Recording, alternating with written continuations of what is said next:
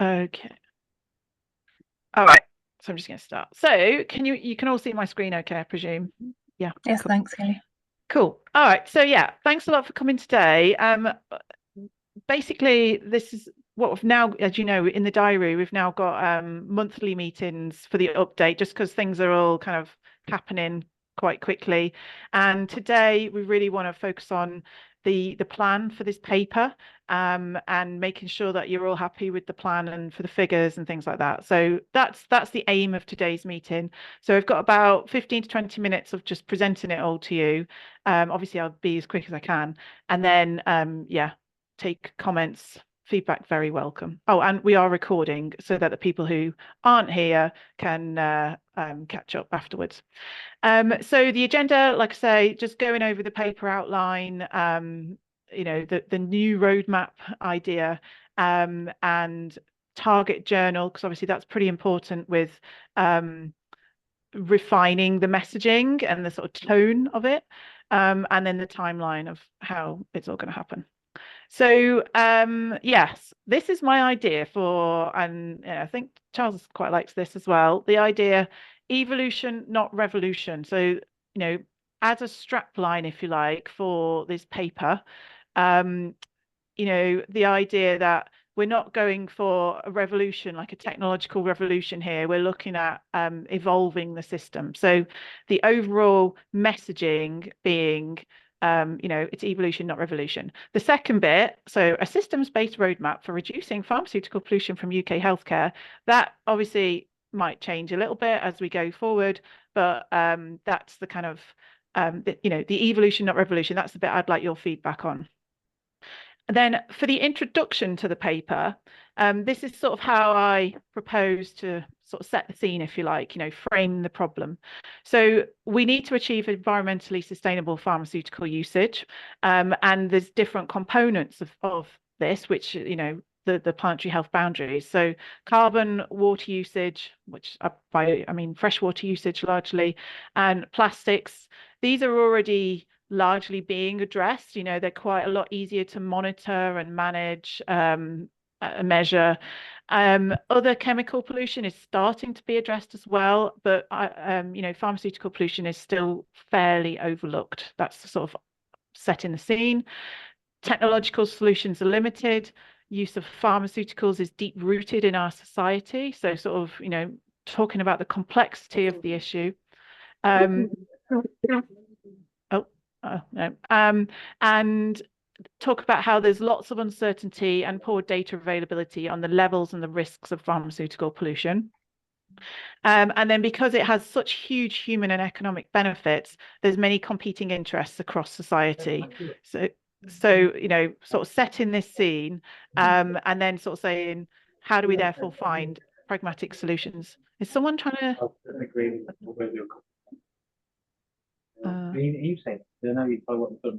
Is someone? Sorry.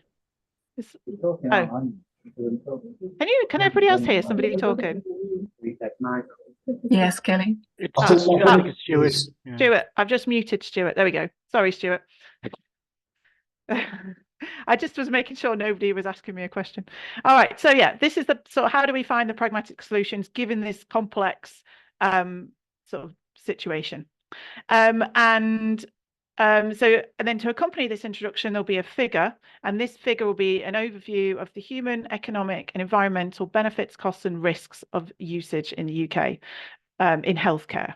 So, really, it's kind of trying to show the benefits and the costs of pharmaceuticals. We like the idea of having a sort of infographic for this, so something like these sort of things where it's very engaging, it's got lots of information on it, but it all sort of comes together. So we're working with some graphic designers to kind of start conceptualizing this at the moment, and we're working to develop the content as well.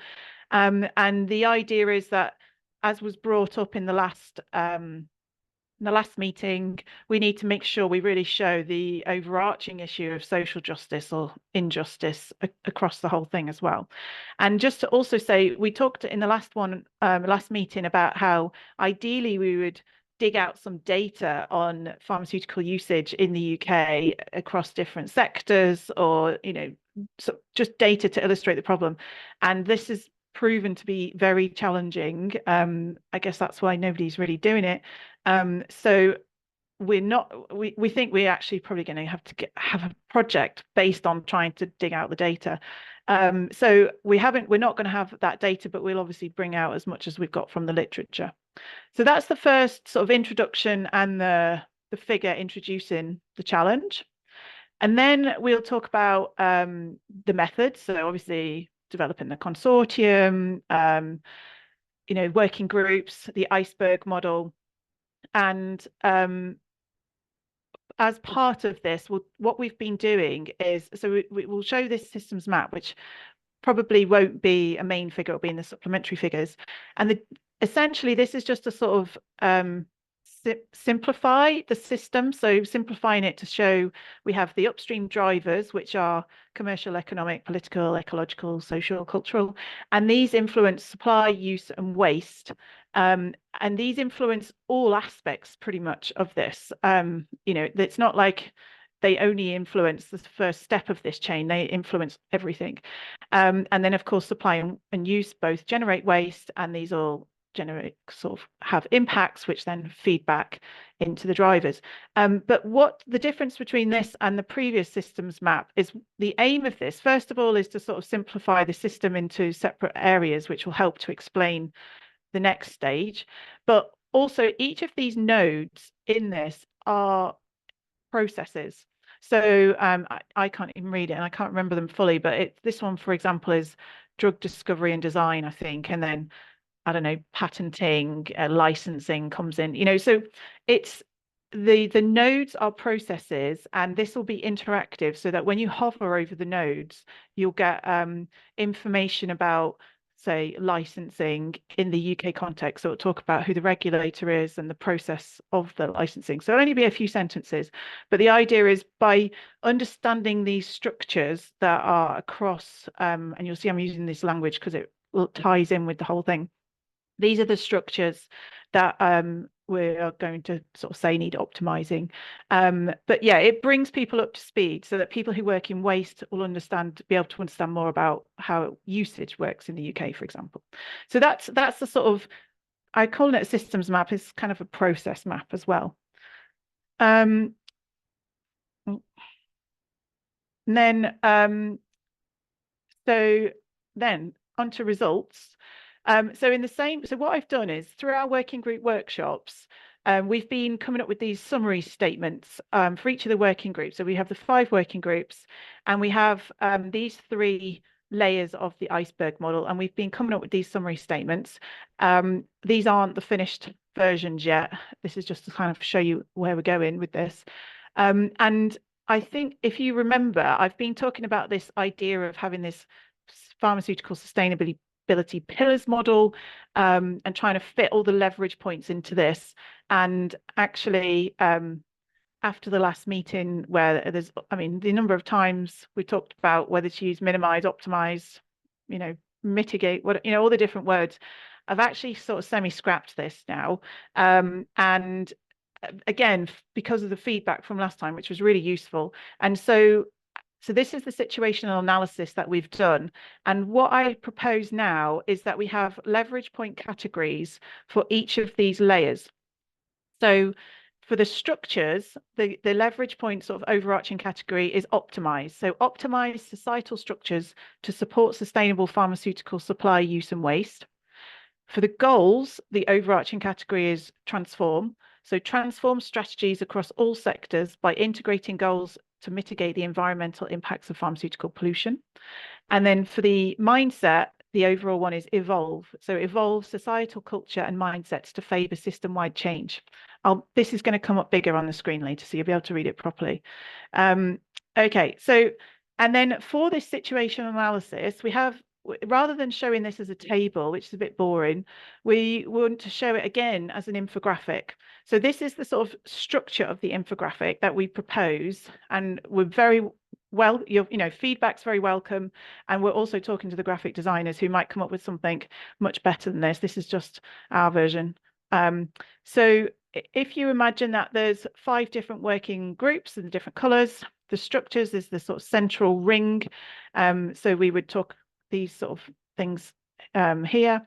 Then the goals are the next ring out, and then the mindset is the ring outside this. And then the arrows kind of show the sort of direction of flow. So the mindset influences the goals, which influences structures. And this is the sort of overarching structure, I guess. But it would be an infographic, probably a big sort of A4 one again, and maybe like this, where there's different tiers. And then so in the middle one, which is the structures of the different working groups, for population health structures, it might show government and local government and community, sort of something that illustrates that. For the pharma industry, it might have a manufacturing facility or something. So it's just to kind of make it more engaging and interesting. And all of these sort of sentences from there will somehow be integrated into this infographic. So it really paints a picture of the current situational analysis of the UK. So I hope this is making sense so far. So then the second part of the results, so we've done the situational analysis, and then from that, we want to identify leverage points for change. So again, we talk about, building from this model and the using the iceberg framework again. We talked about the structures, goals, and mindset, and the key sort of words were optimize, transform, and evolve. So that's kind of where this comes from. So this becomes the kind of very basic roadmap model. Again, working with a graphic designer, so they might come up with something much more interesting than this. And then all the leverage points that we've come up with so far would then be allocated, if you like, within the different these 3 different categories. So optimize societal structures to support sustainable pharmaceutical supply, use, and waste. These are the leverage points. I've summarized them here, but the idea is in this results section, we would then go into them all in a little bit more detail and discuss them more. So that's the roadmap and how this would then move forward. One of the big questions is this annex. So, as you will know, for the working group reports, we have these sort of very lengthy tables for each of the working groups, where we've talked about enablers and needs. And, it's a huge amount of really valuable information in these tables. And so one of the options is we have a summary of this in the main paper, but then as an annex, we have these very detailed annexes. Annexes, I don't know if there'd be one or altogether or separate. Yes, so we need to decide what to do with this, because there's still a lot of work for us to do in getting these annexes, bringing them together. There's loads of comments. We have multiple documents for each one. People are also sending additional information afterwards, which has been really helpful as well, but it all needs bringing together. And we've started, but it's just going to take a lot of time. So if we want to incorporate these annexes, that which was the plan, that's just going to need extra time to finish, just because we've got so much going on. And I am very aware as well that once we have integrated all these comments, we need to send it out to you all for another round of comment, just to make sure you're all happy with it. So again, that needs time to, obviously, these are long documents. You need time to do that, and then we need time to, finalize it. So just to bear that in mind in terms of time, the questions are, if we're going for a high impact journal, do we need this? This is kind of like the meat behind the paper. So I guess Charles and I were both of the mindset that if we do want to go for a high impact journal, we possibly need this as an annex, because this is the meat, if you like. Or do we just have a sort of shorter overarching paper like I've just presented, and we summarize this, but we use this sort of these meaty tables, if you like, for the next step in the, as we move forward, whether this then becomes a series of separate papers that people work on and potentially different people work on, or whether this is the basis for us developing these into proper recommendations, so doing a lot more engagement. I don't know, but this is something I'd really appreciate your feedback on. And then just very quickly talk about journal and timelines. So target journal. So we're thinking that, we'd like to try and aim for high impact. Again, if you have any feedback of whether you think this is likely to succeed, that would be great. But there's there's either going for something that's very broad, like Nature Sustainability or Lancet Planetary Health again. These both have similar sort of style manuscript types. There's like perspectives, about 5,000 words. This is similar. I think we can include lots of authors on them both. For the Lancet, I think we would have to say that we're a group, and then we have a sort of, you index the names to the paper, so you'd still be recognized as an author, but it might be listed on the end or something. The alternative is the British Medical Journal. Now, I don't know very much about this since I'm not in medical research, but whether we want to target this at a healthcare audience, when I looked at the BMJ author guidelines, the analysis articles seem to be the most appropriate type, and these are shorter, so 1,800 to 2,000 words, and they need to be written in a more journalistic style. So this is another kind of way of doing this. I don't know if anybody has an experience, well, I'm sure somebody here does, BMJ, what you think about this. I did email the editors to ask about, would they accept something of this type, and they want me to fill in this big long form. So if we think this BMJ is our kind of priority first sort of target, I will fill out the long form and pursue this. But yeah, just so it's, do you think one of these big meaty journals is better, or a shorter BMJ article? Obviously different audiences, but yeah, any feedback on that is welcome. And then finally, just to give you an idea of timelines.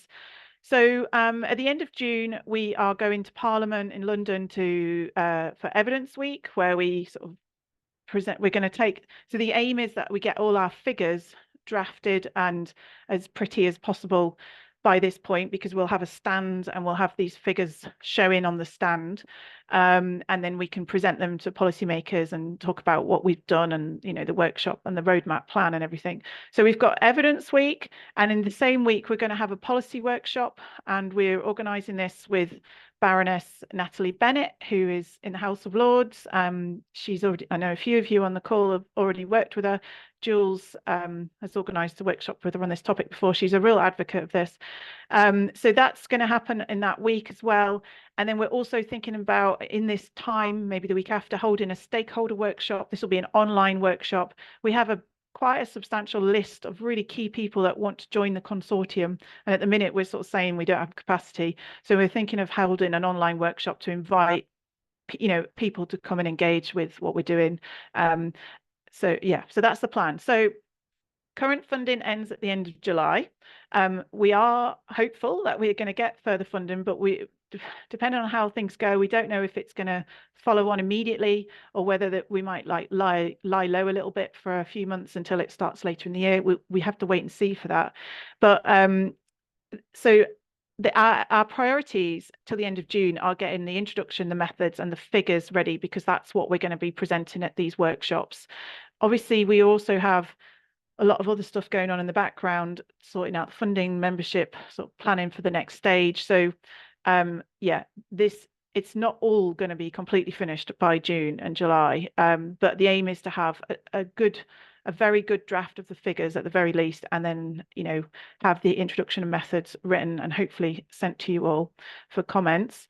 And then after this time, just sort of writing up the results, the conclusion. I mean, we already know what the results are, because it's what we've been talking about in the working group workshops. And then so finalize it all, because we will have hopefully some comments from here that may or may not get integrated. And then if we do want to include the annex, that is going to add a bit more time. So, and I'm not saying we shouldn't, because I think the annex is a really important part of this. So just to give you an idea of timelines, just to manage expectations. But yeah, that's what we're looking at the moment. So yeah, that's the end of what I wanted to say. So just to sort of remind feedback on any of this, it would be really valuable. But these are the things in particular. What do you think of evolution, not revolution, as our overarching sort of messaging, I guess. What do you think about these leverage point categories, to replace the sustainability pillars model that we had?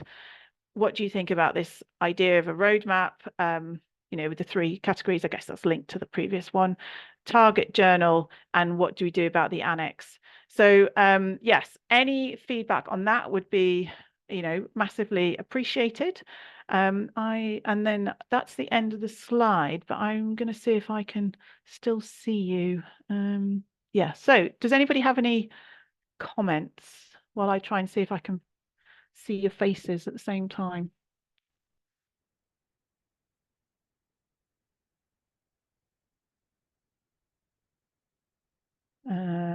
Right, I'm gonna stop.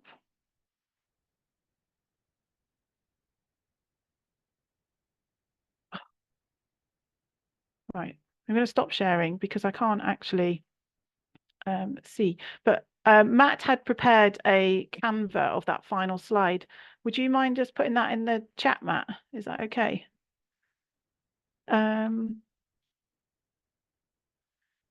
Okay. Right. So in the chat, if the Canva's there, so you can see the sort of points that we were sort of asking for feedback. So yeah, first of all, I'm just looking at the comments. So Stuart said, if it's medical profession, then BMJ. Yeah, what does everybody think about this, about the target journal, first of all? Could you tell us the impact factors for all the 3 that you've put up, Kelly? Oh, I can't.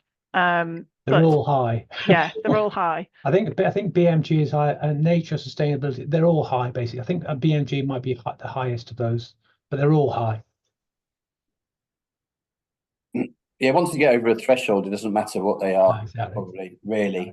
But I mean, as Stuart says, if your audience is primarily a medical audience, it will resonate more in the BMJ, won't it? But if it's more general audience, maybe one of the others.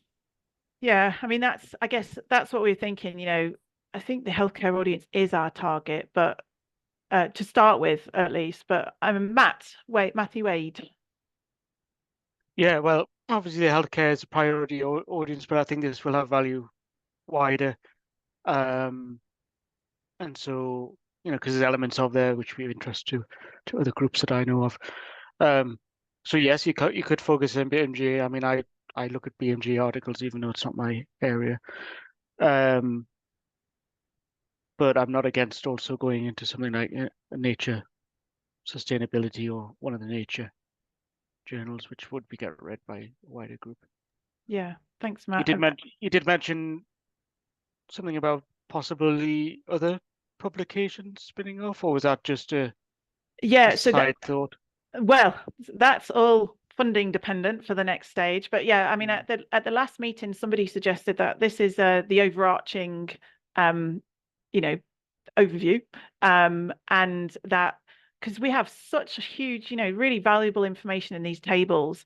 On the one hand, this is the kind of, like I said, the meat behind it all, and it's really, that would help get us into these top journals. But on the other hand, it seems a bit of a waste that this is just an annex. Maybe these should be independent papers of their own at the next step, but we don't have the funding for this yet. So, this is the sort of challenge at the moment, I guess. Kelly, just to go in there, sorry, I've overplayed the medical profession in terms of BMJ because I've never published there before. In fact, Nature Sustainability is about 27. BMJ is only 10.7, which is incredible. I'm saying really low. That's what's on the latest Wikipedia anyway. So, and as you know, where I sit on this basically, I think the medical profession is a key target to hit. I actually think that we want to go from one of the more general journals, so Nature Sustainability, something like that is probably going to overall have a wider reach, basically. Yeah, I mean, Klaus has said about how it's probably less read abroad, which is, I think, true as well. Certainly the Lancet Planetary Health Call to Action paper, we got a huge interest from that. So yeah. That was going to be my point. You've already published in Lancet Planetary Health. Presumably, if that's being cited, and it's got traction, then you might be better off going back to Lancet Planetary Health. Yeah. So, Charles, there's lots of BMJs. So the BMJ itself is 107. Right. So, don't use Wikipedia then. That's by yeah. response. so yeah, there's all sorts of different bits and pieces, and use Thanks, whatever Stu. number you think. So what I think you would get is, although analysis is the right place, and it's a 2,000 word tops as a magazine article, it asks you for a magazine article. You've got some really nice images there that would float very well for them. I've read papers in there that look like yours, so that's where I would ping it. And you'll know very quickly whether or not you're going to play. But my guess is the editors will say, oh, that's lovely, and we'll put it in our new journal, which has 0 impact rating, which is BMJ Medicine, it's called. And the first line in there, and when you go to that one, is all about what you're doing. It's so that's where I think what would happen is you'd send it to them, they'd say, lovely, thank you very much, we'll put it in a 0 ranking for you. But that's a risk you take in your decision where you want to go. And it's probably no bad thing. So it's the audience you're after. It's not. Yeah. I mean, the only challenge is it's, that's a 2,000 word maximum paper. It's quite a different paper to write than a 5,000 word Lancet or Nature Sustainability paper. So if we commit to that and then they decline, it's going to take quite a lot of formatting to rejig it for somewhere else. But then, obviously we're not submitted it expecting it to be rejected. So yeah, but I mean, I guess I'm tempted by the BMJ. I just think it does get a lot of interest, but yeah. Sharon, have you got any thoughts here? Yeah, no, mine were just the same as Will's and Wendy's actually. We've done the Lancet Planetary Health. So stick with that for consistency, for worldwide exposure, for funding opportunities. You were talking about taking it internationally. Also the length of the article. And with regards to the appendix that you've got, I would keep that back quite personally. I would keep it back because I think you could get more papers out of it. And it doesn't need the detail of the meat. You need to introduce the concepts that you've said in the commentary that, yeah, we're working on this action plan. So here you go, here is your action plan. And then the next stage, here's how to do it. So that's mine. Yeah, thanks, Sharon. I mean, yeah, it's tempting. I just don't know if it's good enough without the meat. These journals are so competitive. I mean, does people agree with Sharon about this annex? Klaus? May I just ask a stupid question? And what's the relationship to the white paper or the not white paper we discussed the last time?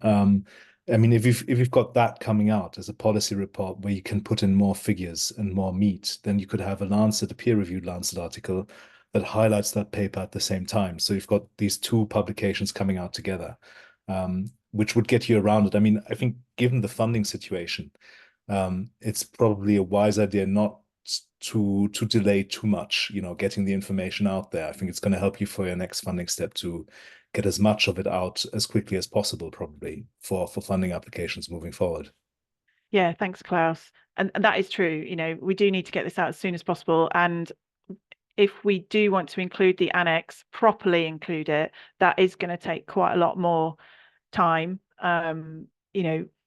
beyond the current funding. It won't be done by the end of July unless something miraculous happens. What was I was going to say? Oh, the white paper. Yeah, sorry, I didn't explain that. So so after the last meeting, it was pointed out that a white paper is not something that any old group of people like us can come along and just do.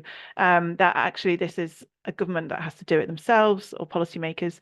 And so the idea was this was going to be a policy report of some sort instead.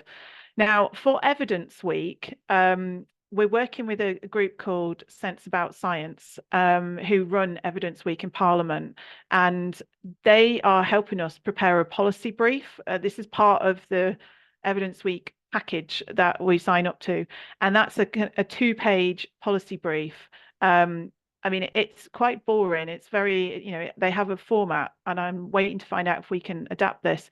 But I guess I'm thinking that possibly we have this paper that's a peer-reviewed paper, and then we have a very short 2-page policy brief that goes with it, and it will maybe be what they help us to develop. Maybe we might adapt it to include a bit more of our own stuff as well. But that is another question to ask you all: is do we want to take our peer-reviewed paper and just adapt it a little bit to become a policy report that's bigger than a policy brief? Like, do we want that as well? I think if we went for a BMJ analysis paper, that would almost be like a policy report in itself. I'm sort of babbling here, but yeah, does anybody have any thoughts about, somebody did have their hand up. Was it Matt Wade? Were you going to add anything, Matt? Oh no, I don't know where I saw it. I sleepily, I must have been like waking up or something, and I saw some definition of white paper, which wasn't that it had to be led by government. It was actually something that can be put in front of government or in front of a decision making.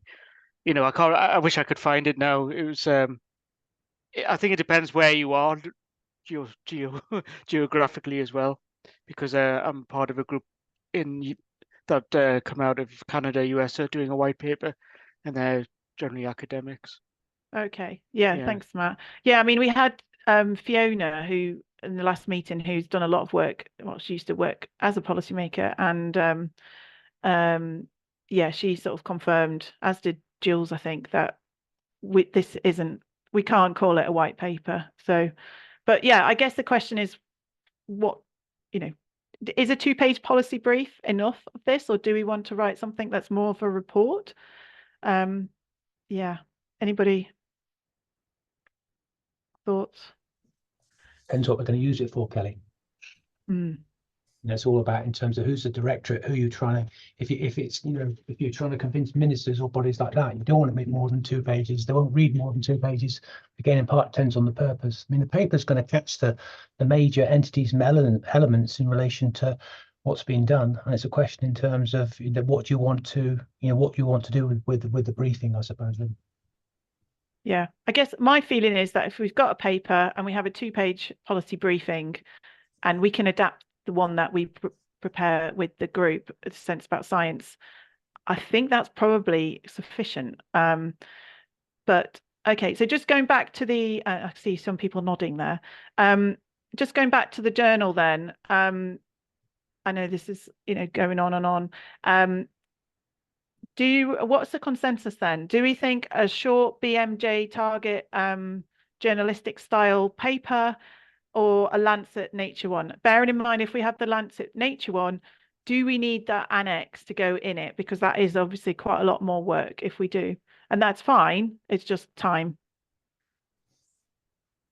I can only say from experience, Kelly, that when we were talking about clinical trials 3 years ago, we got a comment piece put into the Lancet, and it was really successful.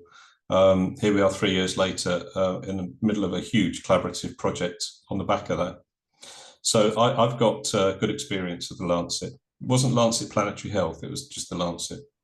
But it's great because when you put it in as a comment, it's not a research piece, it's not a research piece, it's you can say what you like in any format you like. And I would suggest you leave the annex aside and save those for substantive outputs after the comment piece as follow-ons. Yeah, okay, thanks, Keith. Laura.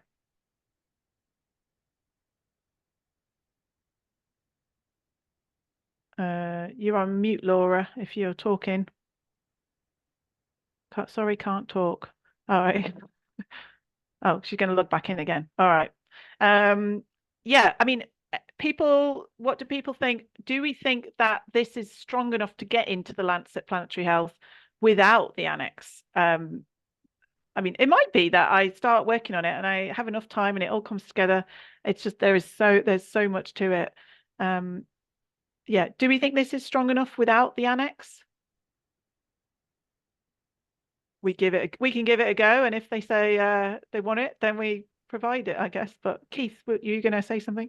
I was just going to agree with you. Yes, I think it is strong enough. I think you could talk about the process that's come to joining this table together and the collective minds and voices that the comment represents, and how you've got through to the comment piece, the paper itself, and that will give it weight, even if you don't have the tables of outputs and recommendations.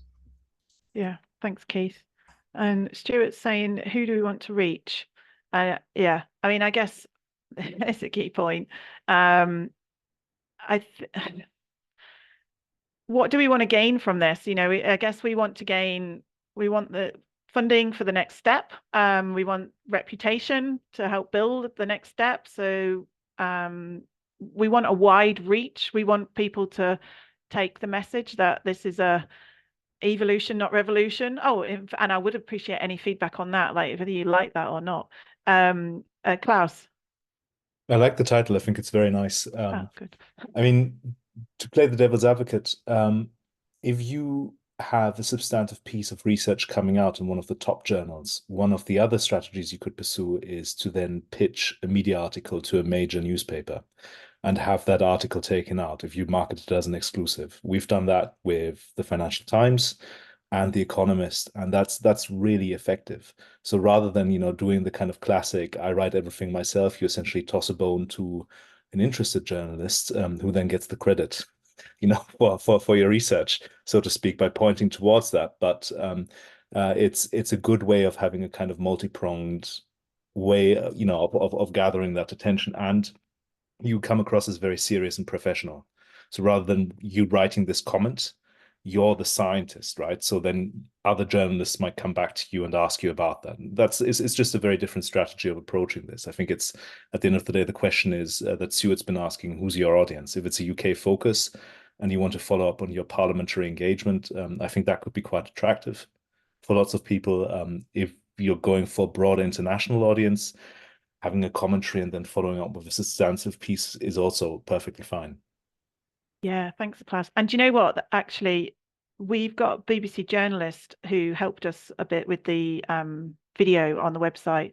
And she was saying about, you know, how if we give them an exclusive, she's got contacts with the BBC, we can give them an exclusive to kind of, you know, like an interview. So that, and we said no at the time because we didn't feel like we had anything strong to say, because we were just setting it up.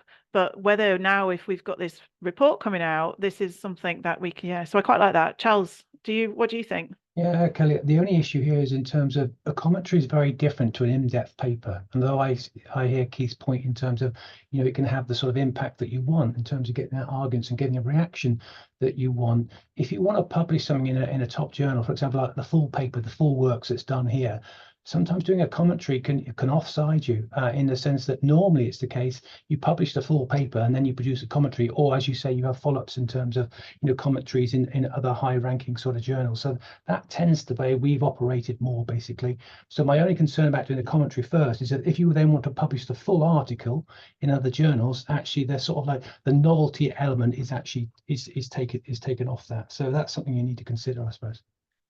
Yeah, and I guess it comes back again to what's the aim of this. And I think, you know, this is to kind of gain reputation, and is it like a think tank output, which is aimed at awareness and attention and, you know, gaining credibility as a kind of thought leaders, or is this a research output, which maybe is where we might need more depth, or does it need to be both? I don't know.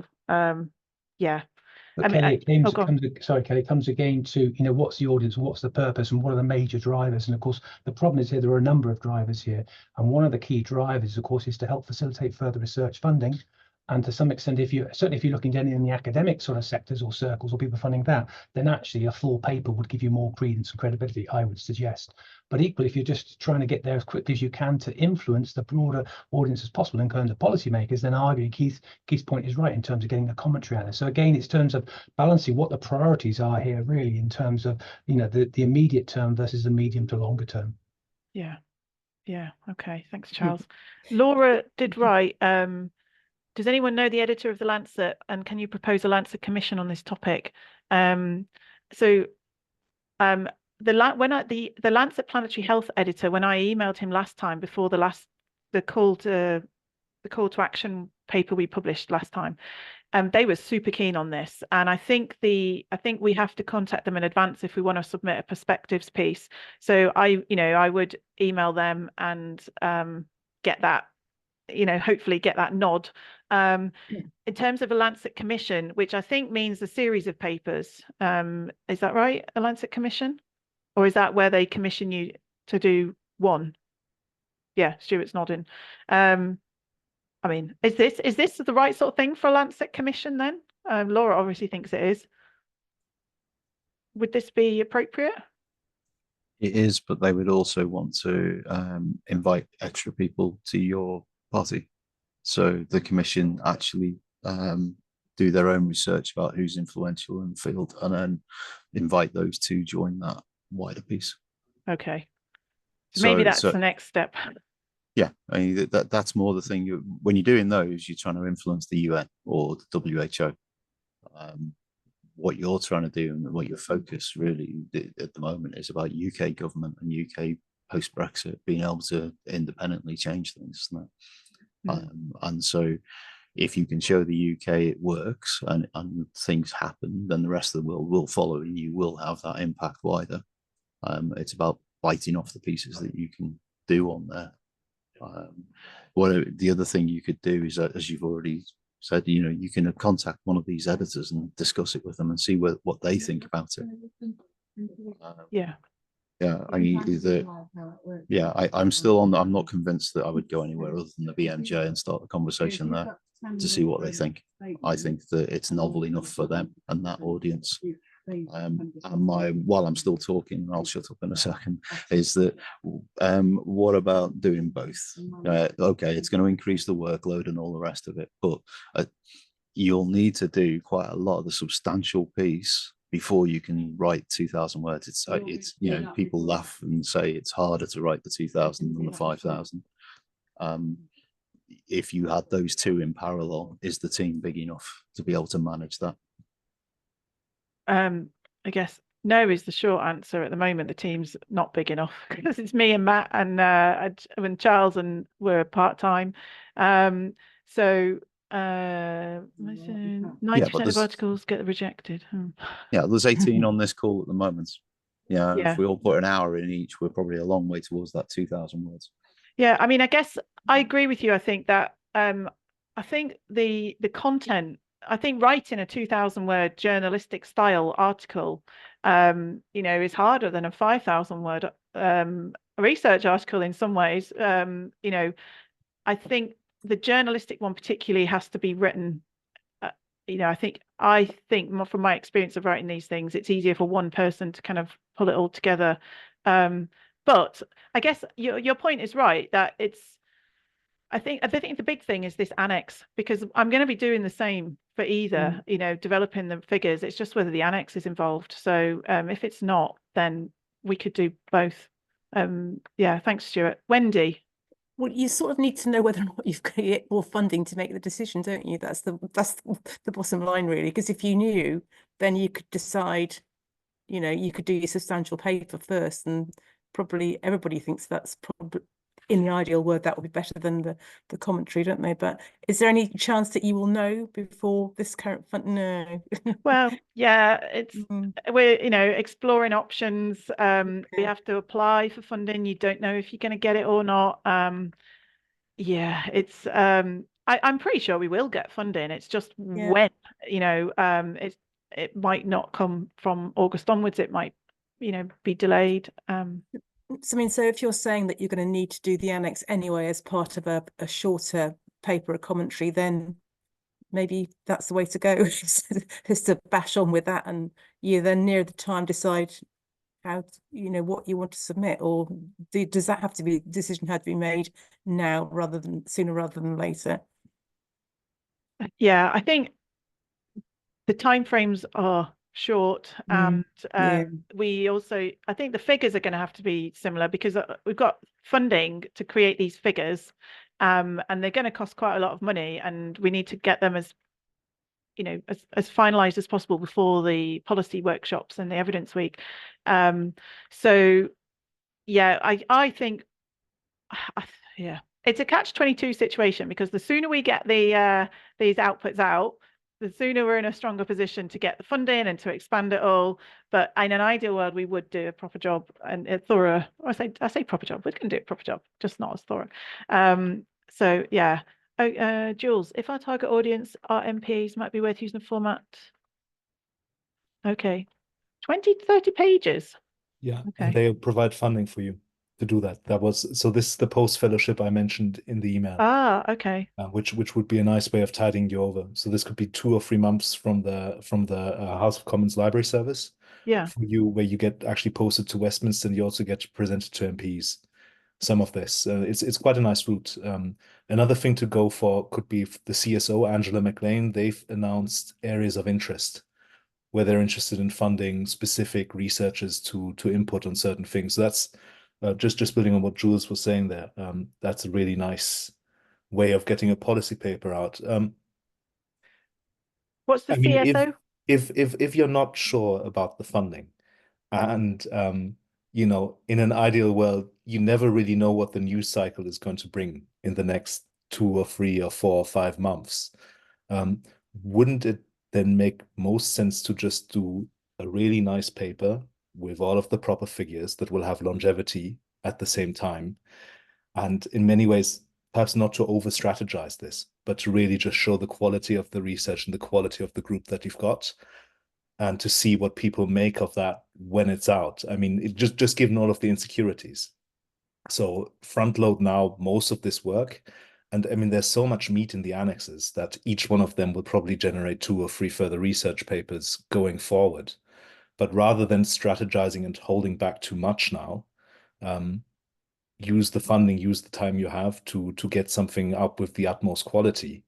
This is obviously the academic track, and then see how that gets you further funding, and also see how people start citing these figures and reusing them. And then they'll be citing your name. Yeah, thanks, Klaus. I mean, Charles agrees. I think I agree completely as well. Yeah, I think we just need to get something out there, basically. Yeah, okay. If anybody has any strong thoughts against that, then please let us know. And thanks, Stuart, for CSO. I'm thinking of combined sewer overflows, because that's what CSO normally is these days. God, Stuart, were you going to say something? Yeah, I was going to say something very rude about them, but it's it sounds to me like you've come to a plan here. Can I repeat back what I think I'm hearing? It's get your short one out into one of the big journals, use that as a lever to get into the CSO's office, and through that, and spend a couple of months actually doing the bulk of that work and pulling it all together. Yeah. And then having that as a policy piece. As soon as you get anything like this into a big journal, that will open the door with your parliamentary piece. So you've got like an order of play here, and then it doesn't actually matter which of those journals you go to, because each of them's a different audience anyway. But I think you've got a UK focus here, and I think the BMJ is the place to go. Yeah, on that to try and get that leverage. Yeah, thanks, Stuart. I have to say, I do quite like the idea of writing a journalistic style one as well. I think it might suit what we're trying to do here, but I don't really know. Yeah, I don't know. But I might maybe writing that last one was 1,000 words, the call to action paper. Honestly, the amount of time I spent trying to get words out of that to get it down to 1,000 words is incredible. And this trying to shove even more now into 2,000 words. But it's doable. It makes you more efficient. Okay, brilliant. Thank you, everybody. Just before we go, this idea of this roadmap with this concentric rings and the optimize, transform, evolve, this kind of new simplified version as opposed to the sustainability pillars model we had before. Is everybody happy with something like this going forward? Yeah, that's good. Hayden's an economist. That's good. Wendy's a healthcare. There's so many different nuances about the actual language to use that I was hoping this was going to suffice to tick everybody's box. Yeah, no, does anybody not like it? Because that's more important. Yeah, thanks, Stuart. Yeah, okay. So I mean, obviously we only have what, for 18 people here, but the others, I'm sure you're representing them, so that's great. Okay, fantastic. And just check, is there anything else? Does anybody have any other comments about any of the rest of it? Yeah, I think that was everything that I wanted to ask you. No? Okay. All right, brilliant. So the next meeting is it's supposed to be at the start of April, but I'm off at the start of April, so I booked at the end of March. So hopefully you'll get an update of how this is all going at that point, and yeah, with some sort of a better sort of timeline. But yes, I will get back to you. Thank you all so much for all your feedback and advice there. It's all massively appreciated, and I'll see you soon. Thanks, Kelly.